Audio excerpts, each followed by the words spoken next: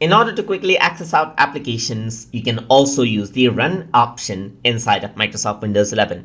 So to access run, you can go to start menu and type in run to access run just like this. Or you can go around over here onto the start menu, right click and then click on run, and this is what you have.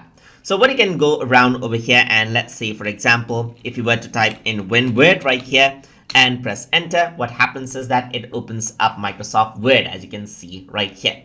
So now if I were to go around over here onto run right over here, you can see that I can go around, click on browse to access out different files from over here as well.